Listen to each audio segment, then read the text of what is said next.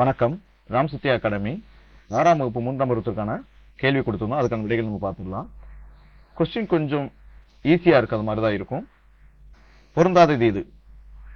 தேன்மலை, புதிய விடியல்கள், இது எங்கள் கிழக்கு, வெறுநொலி வெளிச்சங்கள். இதுல எது பொருந்தாதுன்னு கேட்டீங்க அப்படின்னா தேன்மலை தான் பொருந்தாதது. இது வந்து யார் எழுதியிருப்பாங்கன்னு கேட்டீங்கன்னா சுரதா எழுதியிருப்பாங்க. மற்ற மூன்றுமே யார் எழுதியிருப்பாங்கன்னா கவிஞாயிறு, தாராபாரதி எழுதியிருப்பாங்க. அண்ணல் காந்தியின் சின்ன கைத்தடி தேசின் ஊன்றுகோலாக உள்ளது அப்படிங்கிறது என்னன்னா அறத்தின் ஊன்றுகோலாக உள்ளது. தேசம் உடுத்திய நூலாடை, கவிஞாயிறு, தாராபாரதி குறிப்பிடுவது. தேசம் உடுத்திய நூலாடை என்று கவிஞாயிறு, தாராபாரதி தான் குறிப்பிடுவார் அப்படின்னு திருக்குறள் தான் குறிப்பிடுவாரு.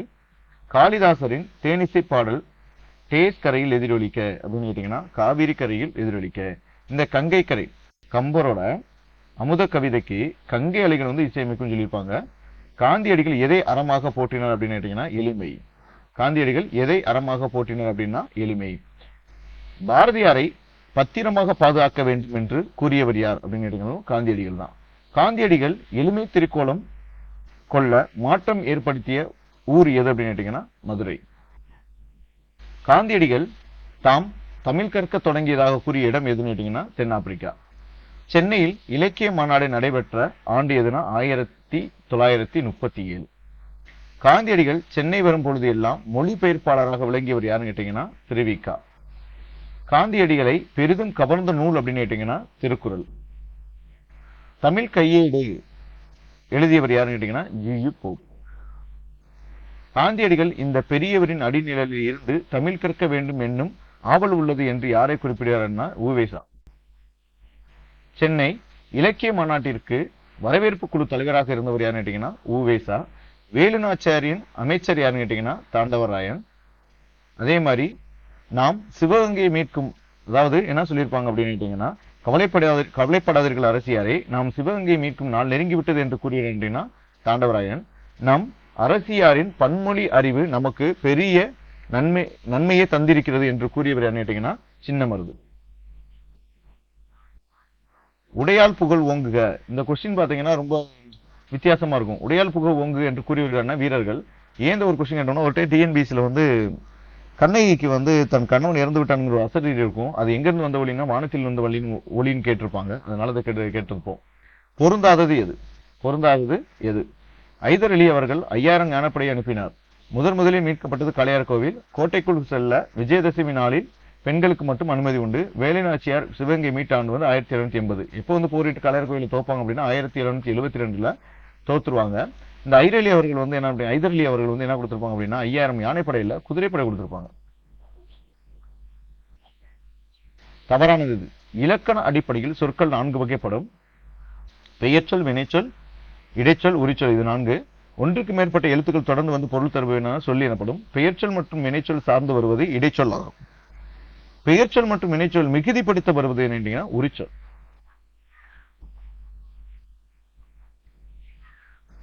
வழக்கறிஞர், எழுத்தாளர், பேச்சாளர், தொழிற்சங்க தலைவர் என்னும் பன்முகத்தன்மை கொண்டவர் யாருன்னா வ.உ.சி. சுதேசி நாவாய் சங்கம் ஏற்படுத்தப்பட்ட ஆண்டு எதுன்னு கேட்டீங்கன்னா 1906 அக்டோபர் 16. வ.உ.சி. அவர்கள் சென்னை வரும்போதெல்லாம் யாரை சந்திப்பதாக வழக்கமாக கொண்டிருந்தார் அப்படின்னு கேட்டீங்கன்னா பாரதியார். கீழ்கண்டவற்றில் தவறானதை தேர்ந்தெடுக்க. ஓர் ஊர் ஒரு கடல், அது எங்கே உள்ளது? அது நன்றாக உள்ளது. இதுல எது தவறாதுன்னு கேட்டீங்கன்னா அது என்றுதான் தவறானது. எப்பயுமே அது அப்படிங்கிறது வந்து பாத்தீங்க அப்படின்னா உயிரெழுத்து வந்துச்சு அப்படின்னா, உயிரெழுத்து வரும்போதெல்லாம் அது அத்துன்னு தான் வரும். என்ன வந்திருக்கணும்? அத்துன்னு வந்திருக்கணும். அதே மாதிரி இங்க பாருங்க, ஒரு கடல் வந்திருக்குல்ல, உயிரெழுத்துக்கு வரும்போதுல என்னன்னா ஓர், அது அங்கே உள்ளது. ஓர், இது ஒரு கடல், இது அது நன்றாக உள்ளது, அது நன்றாக உள்ளது. எங்கெல்லாம் வந்து உங்களுக்கு உயிரெழுத்துக்கள் வருதோ அங்கெல்லாம் அத்து ஓருதான் வரும், மற்றது வராது. அடுத்த கொஸ்டின், தமிழ் மொழியின் உபநிடதம் என்று அழைக்கப்படுவது கேட்டீங்க அப்படின்னா தாய்மானவர் பாடல்கள். இந்த பாட்டுல வந்து 1452 பாடல்கள் இருக்கும். இவர் எழுதியதுதான் என்னது? பராபர கண்ணி. தாய்மானவர் எழுதியது என்னது? பராபர கண்ணி. அந்த கண்ணி என்பதன் பொருள் என்ன கேட்டீங்க 2 அடிகள் பாடப்படுவதா என்னது கண்ணி என்று சொல்லுவாங்க. 2 அடிகளை பாடுவதற்காக சொல்லுவாங்க, கண்ணின்னு சொல்லுவாங்க. தம் உயிர் போல் எவ்வுயிரும் தானென்று தண்டருள் கூர் என்பதில் தண்டருள் என்பதின் பொருள் என்ன? தண்டருள் என்பதின் பொருள் என்ன அப்படின்னா குளிர்ந்த கருணை. குளிர்ந்த கருணை. திருச்சியை ஆண்ட விஜய ரகுநாத சொக்கலிங்கரிடம் தாயுமானவர் ஆற்றிய பணி என்னன்னு கேட்டீங்க அப்படின்னா தலைமை கணக்கர். எதிர்ச்சொல் தருக. சோம்பல் அப்படின்னானது சுறுசுறுப்பு. திராவிட நாட்டின் வானம்பாடி அப்படின்னு அழைக்கப்பட்டவர்னா துரைராசு. அவருடைய இயற்பெயர் தான் துரைராசு முடியரசர். எத்திராசுல வந்து வாணிதாசன். இது ராசகோபாலன் வந்து சுரதா. கனக சுப்புரத்தின் வந்து பாரதிதாசன். லெபனான் நாட்டை சார்ந்த கலின் கிப்ரான் பாடல்களை தீர்க்கதரிசி என மொழிபெயர்த்தவர் யாருன்னு கேட்டீங்கன்னா புவியரசு. தனி ஒருவனுக்கு உணவு இல்லையெனில் இச்சகத்தினை அழித்திடுவோம் என்று கூறியவர் யாருன்னு கேட்டீங்கன்னா பாரதியார். மணிபல்லவ தீவையும் புத்தபீடியையும் காவல் செய்தவர் யாருன்னு கேட்டீங்கன்னா தீவத்திலகை. மணிமேகலைக்கு முதலில் அச்சய பாத்திரத்தில் உணவிட்டவர் யார் அப்படின்னு கேட்டீங்க அப்படின்னா ஆதிரை. மக்களின் பசி நோய் ஒளியட்டும் என்று கூறியவர் யாருன்னு கேட்டீங்க அப்படின்னா ஆதிரை தான். சிறைக்கோட்டம் அரைக்கோட்டமாக மாற வேண்டும் என்று கூறியவர் யாருன்னு கேட்டீங்கன்னா மணிமேகலை. மணிமேகலை இன்னொன்னு சொல்லியிருப்பாங்க, ஏழை மக்களின் பசியை போக்குவதே அறம், உணவு கொடுத்தவர்கள் உயிர் கொடுத்தவர்கள் என்பதை நான் உணர்வேன் என்று சொன்னவர் யாருன்னா மணிமேகலை தான் சொல்லியிருப்பாங்க. விருச்சிக முனிவரால் பசி நோயும் சாபம் பெற்றுள்ளது. இது நம்மளோட 6வது புக்ல இருக்காது. இது ஏற்கனவே ஒரு டிஎன்பிசில கேட்ட கொஸ்டின். விருச்சிக முனிவரால் பசி நோய் சாபம் பெற்றுள்ளது கேட்டீங்கன்னா காயசண்டிகை. உபபாண்டவம், கதாபிலாசம், தேசாந்திரி, கால்முளைத்த கதைகள் முதலிய நூல்களை எழுதியவர் யாருன்னு எஸ் ராமகிருஷ்ணன். இவர் இன்னொன்று எழுதியிருப்பாரு, தாவரங்கள் உரையாடல். தாவரங்களின் உரையாடல். பெயர்ச்சொல் எத்தனை வகைப்படும்? 6 வகைப்படும். பொருட்பெயர், இடப்பெயர், காலப்பெயர், சினைப்பெயர், பண்பு பெயர், தொழிற்பெயர் அப்படின்னு சொல்லி 6 வகைப்படும்.